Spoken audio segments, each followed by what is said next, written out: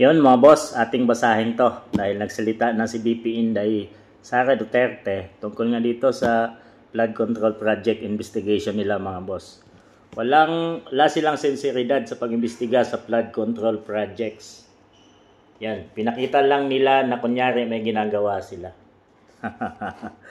Kasi for investigation lang mga boss, no? At wala pa tayong nakikita ang nakukulong dito sa flood control na investigation na ginawa nila. Ating pakinggan to mga boss. Alam niyo kung paano, isa sa mga examples na masabi ko sa inyo na wala talaga silang sinseridad sa investigasyon sa flood control.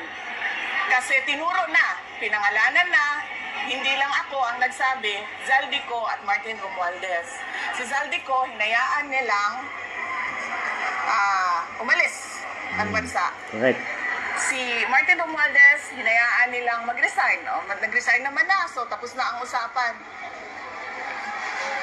Ang Office of the President, involved sila sa kidnapping ng mga bata doon sa Turkey.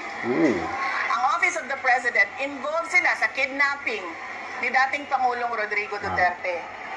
Bakit ngayon nawala si Zaldico at aalis si Martin Romualdez, hindi man lang nila magawa na kidnapin si Zaldico doon sa Amerika at ibalik dito sa atin sa Pilipinas? At hindi man lang nila magawa na ikulong si Martin Romualdez dyan sa detention unit ng House of Representatives. Wala.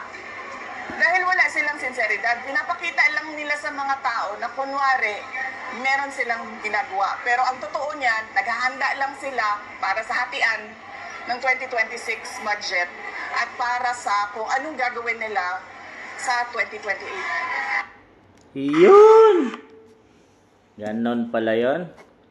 Talagang lahat ay nakaplano dito sa PBBM administration mga boss, no? Meron namang magagalit nito kay BP Inday Sara sa pagbunyag na nito mga boss. At alam naman natin na maraming kalaban itong si BP Inday.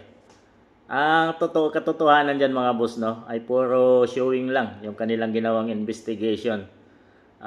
Wala talagang nangyari pa. Puro, yun nga, marami nga silang paraan na ginawa. Una, para malihis itong issue na to sa flood control. Una, papaimbestigahan nila yung Dolomite Beach para naman ma-focus o mapunta yung attention doon kay PRRD. Pangalawa, binalasa nila. Pinalitan nila yung Senate President at saka yung Blue Ribbon Committee. At doon, nawala na list na yung issue at hindi na nakatutok doon sa flood control. So maraming taktika silang ginawa. Tama si BP Inday Sara Duterte at pinapaabot lang nila ito at nakahanda na sila sa 2026 budget. Nako, pag sinabi pa naman ni BP Inday, nangyayari yan mga boss.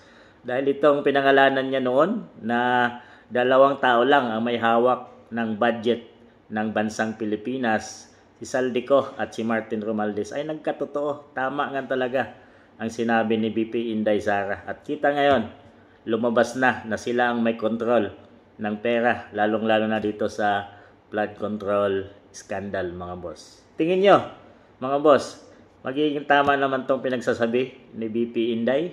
Abangan natin yan mga boss.